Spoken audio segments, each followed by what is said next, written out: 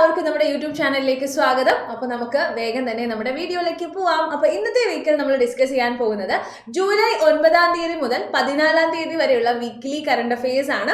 അപ്പോൾ നമുക്കറിയാം, ഇപ്പോൾ എക്സാമിന് ഏറ്റവും ഇമ്പോർട്ടൻ്റ് ആയിട്ടുള്ളൊരു സബ്ജക്റ്റ് ആണ് നമ്മുടെ കറണ്ട് അഫയേഴ്സ് എന്ന് പറയുന്നത്, അല്ലേ? മൾട്ടി സ്റ്റേറ്റ്മെന്റ് ക്വസ്റ്റ്യൻസ് ഒക്കെയാണ് ഇപ്പോൾ SSC സെലക്ഷൻ ഫേസിന്റെ എക്സാംസിനൊക്കെ ചോദിക്കുന്നത്. സോ ഏറ്റവും ഇമ്പോർട്ടൻ്റ് ആയിട്ടുള്ളൊരു സബ്ജക്റ്റ് തന്നെയാണ് നമ്മുടെ CA എന്ന് പറയുന്നത്. സോ ഈ എക്സാമിൽ നമ്മുടെ SSC എക്സാം ആണെങ്കിലും റെയിൽവേ എക്സാം ആണെങ്കിലും ഏറ്റവും ഇമ്പോർട്ടൻ്റ് ആയിട്ടുള്ള രീതിയിലുള്ള കറണ്ട് അഫയേഴ്സ് ആണ് നമ്മൾ ഇന്നത്തെ സെഷനിൽ ഡിസ്കസ് ചെയ്യാനായിട്ട് പോകുന്നത്. ഇപ്പൊ എല്ലാവരും ചോദിക്കുന്ന ഒരു ക്വസ്റ്റ്യൻ ആണ്, CGL ആവുമ്പോൾ ഏത് മാസം വരെയുള്ള കറണ്ട് അഫയേഴ്സ് പഠിക്കണം എന്നുള്ളത്. എനിക്ക് തോന്നുന്നു ഇപ്പോഴത്തെ ഒരു എക്സാമിന്റെ ഒരു രീതി വെച്ച് നോക്കുമ്പോൾ നമ്മൾ ഓഗസ്റ്റ് മാസത്തെ, നമുക്ക് സെപ്റ്റംബർ മാസത്തിലാണ് എക്സാം എക്സ്പെക്ട് ചെയ്യാൻ പറ്റുന്നത്. സോ ഒരു ഓഗസ്റ്റ് മാസം അല്ലെങ്കിൽ അതിനേക്കാൾ മിഡ് വരെയൊക്കെയുള്ള CA നമ്മൾ നോക്കി പോകുന്നത് നല്ലതായിരിക്കുമെന്ന് തോന്നുന്നു. ഓക്കെ, അപ്പോൾ നമ്മുടെ RRB റെഗുലർ ബാച്ച് നമ്മുടെ ഏറ്റവും പുതിയ ബാച്ചാണ്. RRB റെഗുലർ ബാച്ച് എന്ന് പറയുന്നത് 3999 ആണ് നമ്മുടെ ബാച്ചിന്റെ ഫീസ് എന്ന് പറയുന്നത്. 3999 ആണ് നമ്മുടെ ബാച്ച് ഫീ. 3999 ആണ് ബാച്ച് ഫീ. നമ്മുടെ റെയിൽവേയുടെ അണ്ടറിൽ വരുന്ന എല്ലാ എക്സാമുകൾക്കും വേണ്ടിയുള്ള ഒരൊറ്റ ബാച്ചാണ് നമ്മുടെ RRB റെഗുലർ ബാച്ച് എന്ന് പറയുന്നത്. 450+ hours ഓഫ് ലൈവ് ക്ലാസ്സുകൾ, 2 to 3 hours ആയിരിക്കും ക്ലാസ്സസ് ഉണ്ടായിരിക്കുക. വീക്കിൽ 5 to 6 days നിങ്ങൾക്ക് ക്ലാസ്സസ് ഉണ്ടായിരിക്കും. അപ്പോൾ റെയിൽവേ ഒരു വർഷം നടത്താനിരിക്കുന്ന എല്ലാ എക്സാമുകൾക്കും ഒരൊറ്റ സൊല്യൂഷൻ ആണ് ഈ ഒരു കോഴ്സ് എന്ന് പറയുന്നത്.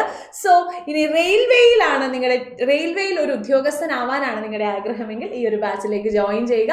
നിങ്ങൾക്ക് നിങ്ങളുടെ പ്രിപ്പറേഷനിൽ ഏറ്റവും ഹെൽപ്ഫുൾ ആവുന്ന രീതിയിലുള്ള കണ്ടന്റുകളായിരിക്കും നമ്മുടെ ഈ ബാച്ചിലൂടെയും ഡെലിവർ ചെയ്യുന്നത്. Ready?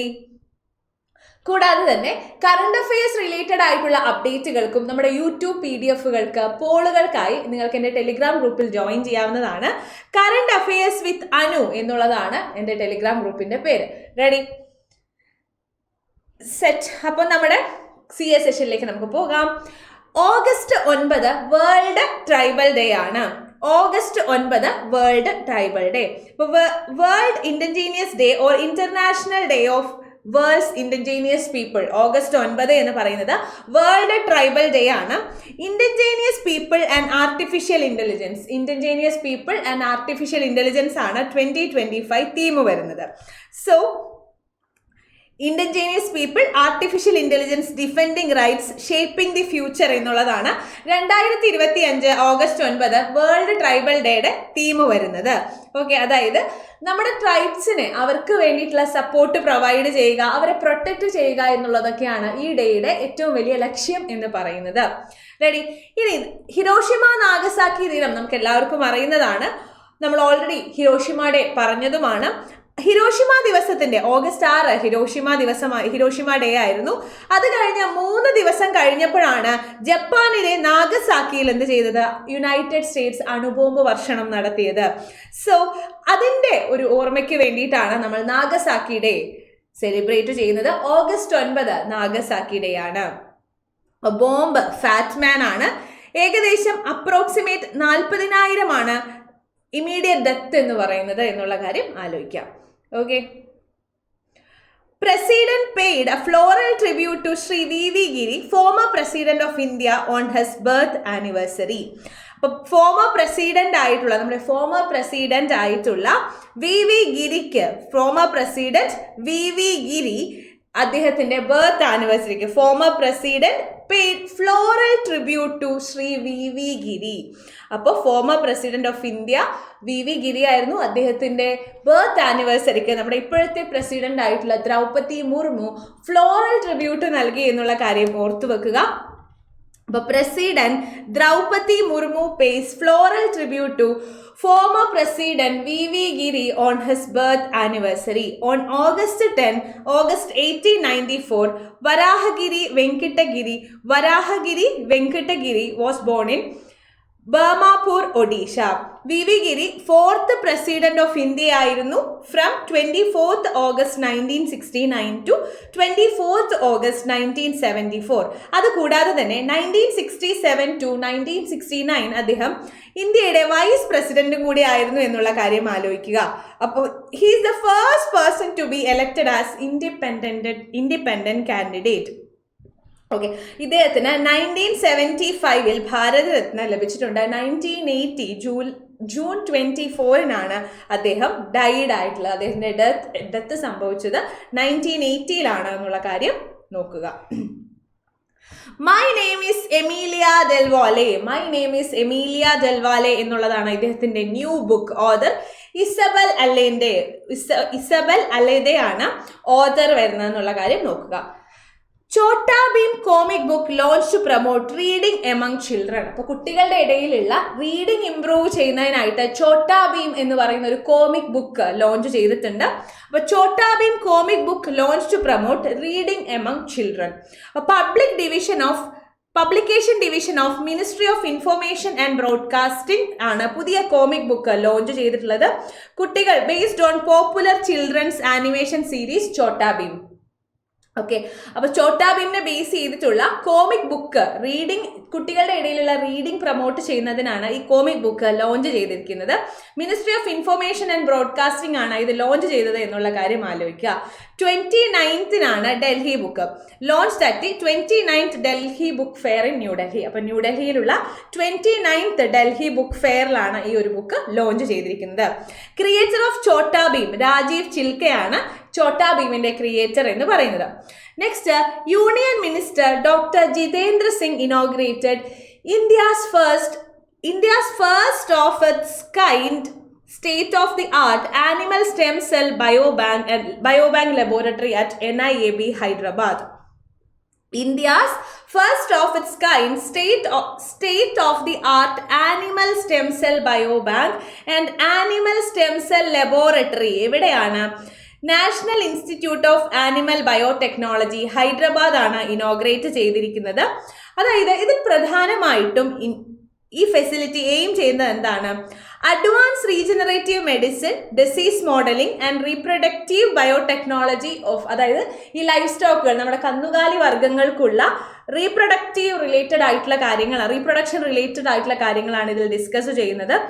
National bio pharma mission of DBT ബയാർക്ക് ആണ് ഇത് പ്രധാനമായിട്ടും ഇതിനെ സപ്പോർട്ട് ചെയ്യുന്ന കാര്യം എന്ന് പറയുന്നത്. ആനിമൽ സ്റ്റെം സെല്ലിന് പ്രിസർവ് ചെയ്യുകയും അതിനെക്കുറിച്ച് സ്റ്റഡി ചെയ്യുകയും ചെയ്യുക എന്നുള്ളതാണ് ഇതിന്റെ എയിം വരുന്നത്.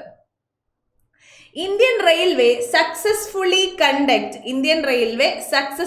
conduct trial run of Asia's longest freight train Rudrastra. Okay, Indian Railway conduct trial run of Asia's longest freight train Rudrastra. അതായത് ഫ്രൈറ്റ് ട്രെയിൻ എന്ന് പറഞ്ഞു കഴിഞ്ഞാൽ എന്താണ്? ഈ ഗുഡ്സ്, ചരക്ക് കൊണ്ടുപോകുന്ന ട്രെയിനാണ് ഫ്രൈറ്റ് ട്രെയിൻ എന്ന് പറയുന്നത് അല്ലേ.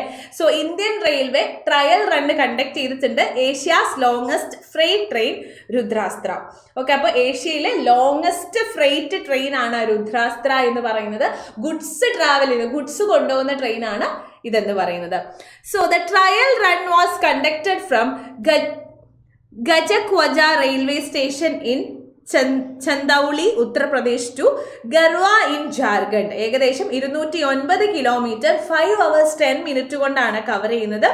40.50 per hour ആണ് ഇതിന്റെ സ്പീഡ് എന്ന് പറയുന്നത്.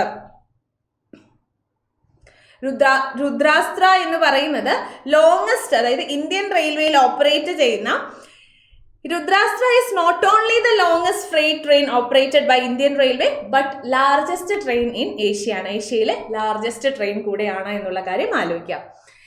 India to participate in 38th Bogota International Book Fair, അതായത് ഗസ്റ്റ് ഓഫ് ഓണർ ആയിട്ട് Bogota international book fair 2026 India participate ചെയ്യുന്നുണ്ട് എന്നുള്ള കാര്യം ആലോചിക്കുക.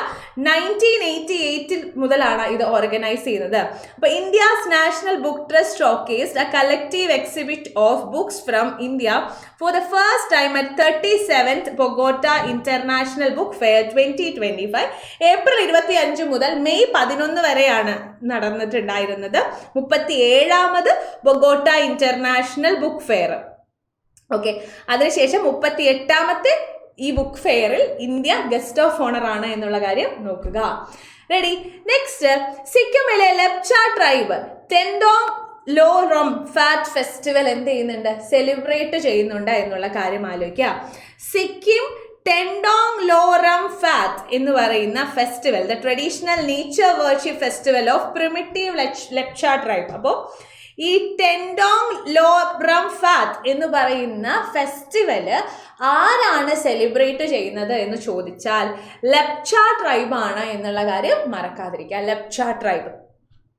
സിക്കിം റീസെന്റ് സെലിബ്രേറ്റഡ് ടെൻഡോങ് ലോറം ഫാറ്റ് എന്ന് പറയുന്ന നേച്ചർ വർഷിപ്പ് ഫെസ്റ്റിവൽ ഏത് ട്രൈബ് സെലിബ്രേറ്റ് ചെയ്യുന്നതാണ് എന്ന് ചോദിച്ചാൽ ലെപ്ച ട്രൈബാണ് എന്ന് നമുക്ക് പറയാൻ പറ്റും. സോ ഏകദേശം eastern Nepal, western Bhutan, Sikkim state, Darjeeling district, നമ്മുടെ വെസ്റ്റ് ബംഗാളിലുള്ള ഡാർജിലിംഗ് ഡിസ്ട്രിക്ട്, ഈ ഒരു ഏരിയയിലായിട്ടാണ് ഈ ലെപ്ച ട്രൈബിനെ നമുക്ക് കൂടുതലായിട്ടും കാണാനായിട്ട് സാധിക്കുന്നത്. അപ്പൊ സിക്കിമിൽ ഇത് ST കാറ്റഗറി, ഷെഡ്യൂൾഡ് ട്രൈബിലാണ് ഇവര് വരുന്നത്. ഓക്കെ, അപ്പൊ ലെപ്ച ട്രൈബിനെ കുറിച്ചുള്ളതും അവരുടെ ലൈവ്ലിഹുഡ് റിലേറ്റഡ് ആയിട്ടുള്ള കാര്യങ്ങളാണ് നോട്ടിൽ വെച്ചിരിക്കുന്നത്. നിങ്ങൾക്ക് എന്ത് ചെയ്യാവുന്നതാണ്, ടെലിഗ്രാമിൽ കറണ്ട് അഫയേഴ്സ് വിത്ത് അനു എന്ന് പറയുന്ന ടെലിഗ്രാം ഗ്രൂപ്പിൽ ഇത് ലഭിക്കുന്നതാണ്. അപ്പൊ നമുക്കത് ഡീറ്റെയിൽ ആയിട്ട് വായിക്കാവുന്നതാണ്. ട്രഡീഷണലി ഹണ്ടേഴ്സ് ആണ് ഈ ഒരു കമ്മ്യൂണിറ്റി എന്ന് പറയുന്നത്. വിഷ്ണുഗഡ് പൈപ്പാൽ കൊട്ടി ഹൈഡ്രോ ഇലക്ട്രിക് പ്രോജക്റ്റ്, അതായത് ഈ ഒരു പ്ലാന്റ് നമ്മുടെ ന്യൂസിൽ വരാനുള്ള പ്രധാന കാരണം എന്ന് പറയുന്നത് 12 വർക്കേഴ്സ് ഇവിടെ എന്ത് ചെയ്തിട്ടുണ്ടായിരുന്നു, സഡൻ ലാൻഡ് സ്ലൈഡ് കാരണം, അതായത് നമ്മുടെ സഡൻ ലാൻഡ് സ്ലൈഡ് കാരണം ഏകദേശം 12 വർക്കേഴ്സ് ഇവിടെ ഇൻജുവേർഡ് ആയിട്ടുണ്ടായിരുന്നു. ഓക്കെ, അതുകൊണ്ടാണ് ഇത് പെട്ടെന്ന് തന്നെ ന്യൂസിൽ, ഈ ഒരു പവർ പ്ലാന്റ് ന്യൂസിൽ വരാനുള്ള കാരണം. അളകനന്ദ റിവർ, അതായത് ഗംഗാ റിവറിന്റെ ട്രിബ്യൂട്ടറി ആയിട്ടുള്ള കൈവഴിയായിട്ടുള്ള അളകനന്ദ റിവറിലാണ് ഈ വിഷ്ണുഗഡ് പൈപ്പാൽ കൊട്ടി ഹൈഡ്രോ ഇലക്ട്രിക് പ്രോജക്റ്റ് സ്ഥിതി ചെയ്യുന്നത്. THDC, formerly Terry hydro development corporation limited ആണ് ഇത് എന്താക്കുന്നത്, ഡെവലപ്പ് ചെയ്യുന്നത്. വേൾഡ് ബാങ്ക് ആണ് $648 ഇത് ഫിനാൻസ് ചെയ്യുന്നത്. THDC എന്ന് പറയുന്നത് ഗവൺമെന്റ് ഓഫ് ഇന്ത്യയും ഗവൺമെന്റ് ഓഫ് ഉത്തർപ്രദേശും തമ്മിലുള്ള ഒരു ജോയിന്റ് വെഞ്ചർ ആണ് എന്നുള്ള കാര്യം നോക്കുക. അപ്പോൾ നമ്മുടെ next news, PM Modi flags off Amritsar Kathira Vande Bharat train to boost devotee travel and local economy. അപ്പോൾ prime minister Narendra Modi flag off ചെയ്തിട്ടുള്ള ട്രെയിനാണ് അമൃത്സർ ശ്രീ മാതാ വൈഷ്ണവോ ദേവി കത്തിര വന്ദേ ഭാരത് ട്രെയിൻ എന്ന് പറയുന്നത്.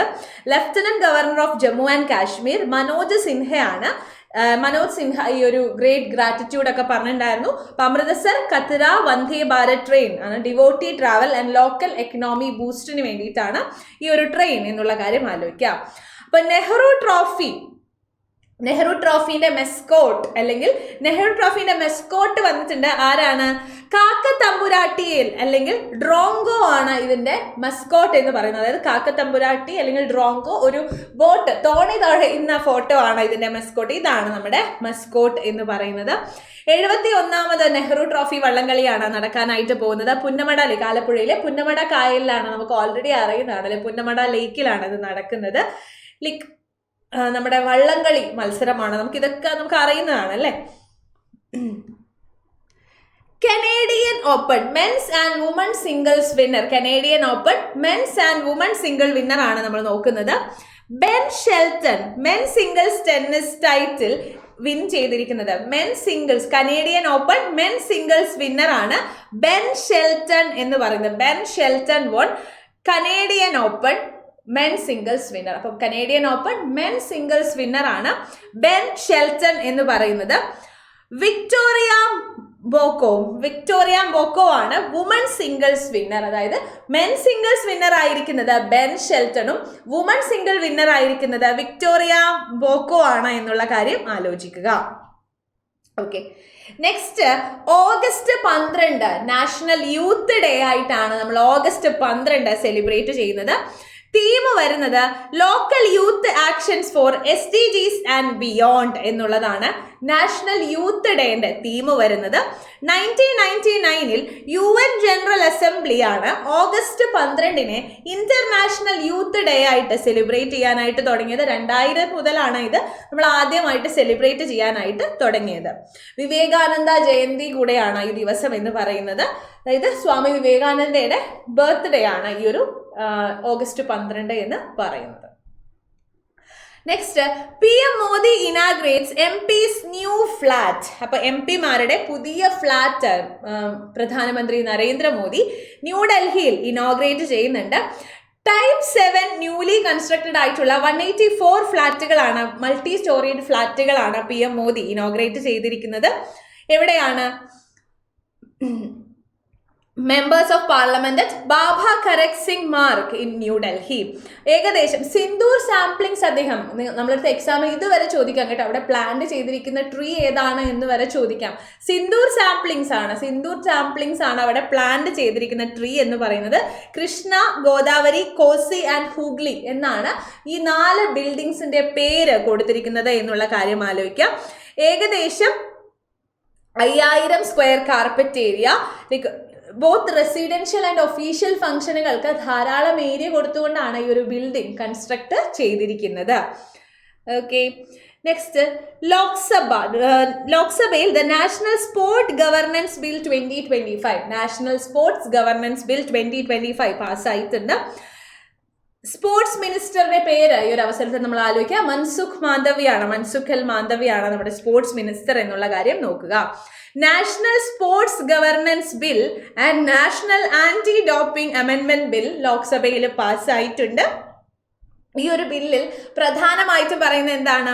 നാഷണൽ സ്പോർട്സ് ബോർഡാണ് ഇനി ഓൾ സ്പോർട്സ് ഫെഡറേഷനെ കാര്യങ്ങളൊക്കെ ഒബ്സർവ് ചെയ്യുന്നതും ഓവർസീ ചെയ്യുന്നതും നാഷണൽ സ്പോർട്സ് ബോർഡ് ആണെന്നുള്ള കാര്യം ആലോചിക്കുക. Like the bill constitutes National Sports Board which will oversee all sport federation. ഇന്ത്യയുടെ റിച്ചസ്റ്റ് സ്പോർട്സ് ബോഡി ആയിട്ടുള്ള the bill constitutes National Sports Board which will oversee all sports federation including India's richest sports body, the Board of Cricket Council BCCI. Okay, National Anti-Doping Bill 2025 provides greater operational independence. അതായത് കുറച്ചും കൂടി independent ആയിട്ട് നാടൊക്കെ national anti doping ഏജൻസിക്ക് ഇനി പ്രവർത്തിക്കാൻ പറ്റുമെന്നാണ് പറയുന്നത്. അപ്പൊ എല്ലാ സ്പോർട്സ് ഫെഡറേഷനെയും ഓവർസീ ചെയ്യുന്നത് നാഷണൽ സ്പോർട്സ് ബോർഡ് NSB ആയിരിക്കും. Next, Satnawari is ready to be India's first smart intelligent village. അപ്പോൾ Satnawari is ready to be India's first smart intelligent village. അപ്പോൾ ഇന്ത്യയിലെ ഫസ്റ്റ് സ്മാർട്ട് ഇന്റലിജന്റ് വില്ലേജ് ആയി ആര് മാറുകയാണ്? സത്നാവരി village മാറുകയാണ് എന്നുള്ള കാര്യം ആലോചിക്കാം. Okay, the village of Satnawari in rural Nagpur is at the forefront of India's rural digital transformation. അപ്പോൾ ഇന്ത്യയുടെ റൂറൽ ഡിജിറ്റൽ ട്രാൻസ്ഫോർമേഷന് ഒരു മുന്നോടിയായി എന്ത് ചെയ്യുന്നുണ്ട്? സത്നാവരി വില്ലേജ് ഇൻ നാഗ്പൂർ ആണ്. First village of Satnavri in rural Nagpur എന്ന് പറയുന്നത് നമ്മുടെ റൂറൽ ഡിജിറ്റൽ ട്രാൻസ്ഫോർമേഷൻ ഒരു മുന്നോടിയായിട്ടാണ് നടക്കാൻ പോകുന്നത് എന്നുള്ള കാര്യം ആലോചിക്കുക. അതായത് it aims to become nation's first smart intelligent village. India's first smart intelligent village ഏതാണ് എന്ന് ചോദിച്ചു കഴിഞ്ഞാൽ ഏതാണ്? നാഗ്പൂരിലെ സത്നാവരി വില്ലേജ് ആണ് എന്നുള്ള കാര്യം ആലോചിക്കുക. Okay, the initiative integrates advance technology, അതായത് daily rural life, agriculture, education, health care, governance, finance, ഇതിലെല്ലാം തന്നെ ഡിജിറ്റൽ അഡ്വാൻസ്മെന്റ് ഉള്ള ടെക്നോളജീസ് കൊണ്ടുവരികയാണ് ഇവിടെ ചെയ്യുന്നത്. ഏകദേശം 15 പ്രൈവറ്റ് ഫേംസുമായിട്ടാണ് ഇത് കൊളാബറേറ്റ് ചെയ്യുന്നത്. മേക്ക് ഇൻ ഇന്ത്യ ക്യാമ്പയിനുമായി റിലേറ്റ് ചെയ്ത് 15 പ്രൈവറ്റ് ഫേംസുമായിട്ട് കൊളാബറേറ്റ് ചെയ്യുന്നുണ്ട്. Voice of Indian communication technology enterprise leads technology deployment. Voice of Indian communication technology enterprise ആണ് ഈ ടെക്നോളജി ഡിപ്ലോയ്മെന്റ് ടെക്നോളജി പ്രൊവൈഡ് ചെയ്യുന്നത്. Voice of Indian communication technology ആണ്. Okay, village ഇനി മുതൽ drone assisted farming, smart irrigation, പിന്നെ productivity കൂട്ടുന്നതിനായിട്ട് soil sensors use ചെയ്യുന്നുണ്ട്. Wifi and digital governance ടൂളുകൾ സത്നാവരി ഗ്രാമപഞ്ചായത്തുകളിൽ ഉണ്ടായിരിക്കുന്നതാണ്. കൂടാതെ AI ഇൻ്റഗ്രേറ്റ് ചെയ്തിട്ടുള്ള digital books, remote learning platforms, smart anganwadi centres, ഇതെല്ലാം തന്നെ എഡ്യൂക്കേഷൻ സെക്ടറുമായി ബന്ധപ്പെട്ടിട്ടുള്ള കാര്യങ്ങളാണ്. This initiative involves 15 private firms collaborating under Make in India campaign. അപ്പോൾ ഓരോ സെക്ടറുകളിലും നമ്മൾ ഒരു ഗ്രാമത്തിന്റെ എല്ലാ സെക്ടറുകളിലും ഡിജിറ്റലി ഉള്ള ട്രാൻസ്ഫോർമേഷൻ ഇൻകോർപ്പറേറ്റ് ചെയ്യുക എന്നുള്ളതാണ് ഇതിന്റെ ലക്ഷ്യം. Next, who declares Kenya free of sleeping sickness? അതായത് കെനിയനെ free of world health organisation free of sleeping sickness free ആയിട്ട് കെനിയനെ അനൗൺസ് ചെയ്തിട്ടുണ്ട് എന്നുള്ള കാര്യം ആലോചിക്കാം. ഈ ഡിസീസുമായി പ്രോട്ടോസോൻ പാരാസൈറ്റ്സ് ആണ് ഈ ഡിസീസ് സ്പ്രെഡ് ചെയ്യുന്നത്. ഹെഡ് ഏക്ക്, ജോയിന്റ് പെയിന്, അങ്ങനെയുള്ള ഇതിൻ്റെയൊക്കെ അഡ്വാൻസ് സ്റ്റേജ് ആണ്. ലൈക്ക് ന്യൂറോളജിക്കൽ സിംറ്റംസ്, നമുക്ക് ഭയങ്കര സ്ലീപ്പിംഗ് പാറ്റേൺ തെറ്റുക, ബിഹേവിയറൽ ചേഞ്ചസ് വരിക, ഇതെല്ലാം ഇതിൻ്റെ ഓരോ സിംറ്റംസ് ആണ് എന്നുള്ള കാര്യം ആലോചിക്കാം.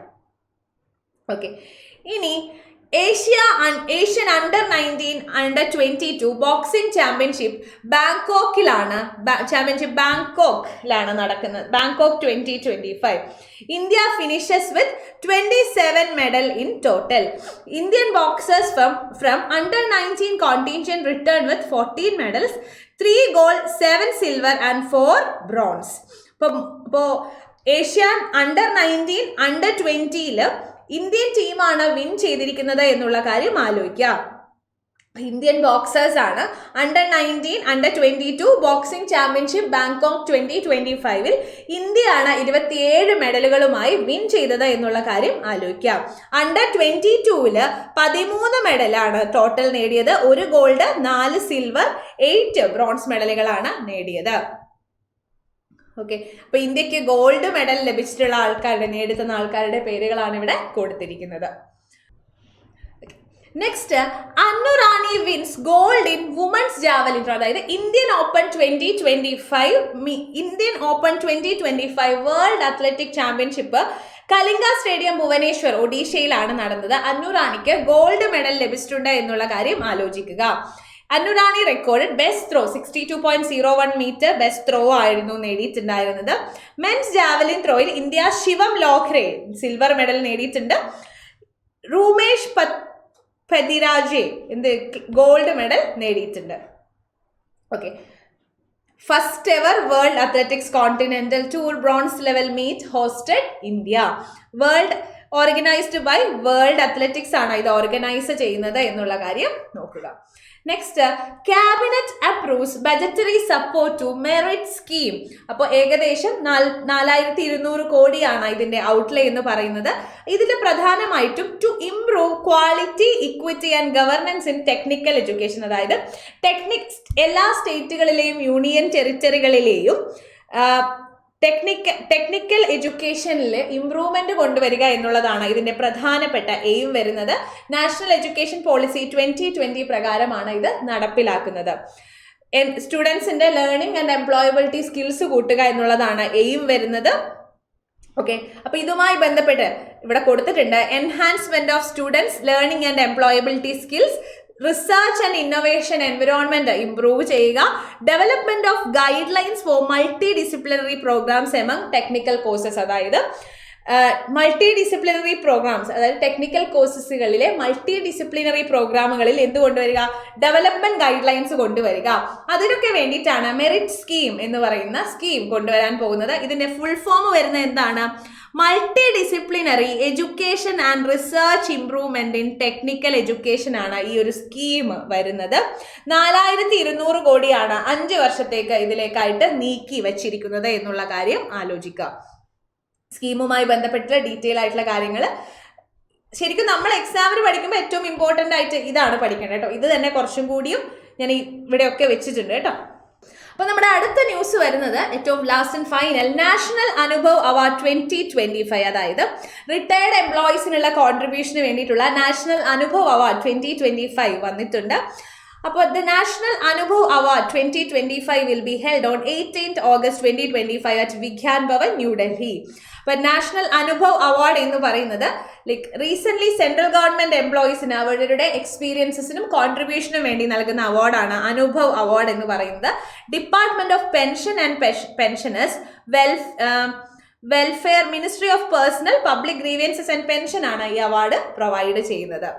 ഓക്കെ, 2015 പ്രൈം മിനിസ്റ്റർ ശ്രീ നരേന്ദ്രമോദിയാണ് ലോഞ്ച് ചെയ്യുന്നത്.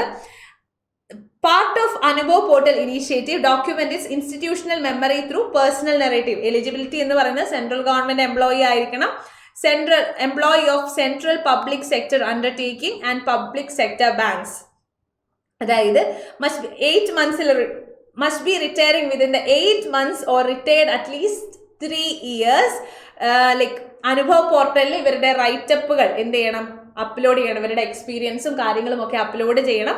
അതിൽ നിന്നും തിരഞ്ഞെടുക്കുന്ന ആൾക്കാർക്കാണ് എന്ത് കൊടുക്കുന്നത്, അതിനുള്ള എക്സെപ്ഷണൽ സബ്മിഷൻസിനാണ് ഈ അനുഭവ് അവാർഡ്. അവരുടെ ഇത്രയും കാലത്തെ സർവീസിലുള്ള അനുഭവങ്ങൾക്കാണ്, ഏറ്റവും നല്ല അനുഭവങ്ങൾ പങ്കുവെക്കുന്ന ആൾക്കാണ് ഈ ഒരു അവാർഡ് കൊടുക്കുന്നത്. ഓക്കെ, അപ്പോൾ കറണ്ട് അഫയേഴ്സ് റിലേറ്റഡ് ആയിട്ടുള്ള അപ്ഡേറ്റുകൾക്ക് കറണ്ട് അഫയേഴ്സ് വിത്ത് അനു എന്ന് പറയുന്ന ടെലിഗ്രാം ഗ്രൂപ്പിൽ ജോയിൻ ചെയ്യുക കേട്ടോ. കറണ്ട് അഫയേഴ്സ് വിത്ത് അനു ഈ PDF-നായിട്ടും ഈ ഗ്രൂപ്പിൽ ജോയിൻ ചെയ്യുക. അപ്പോൾ എല്ലാവർക്കും താങ്ക് യു. നമുക്കിനി നെക്സ്റ്റ് സെഷനിൽ കാണാം. Bye, see U.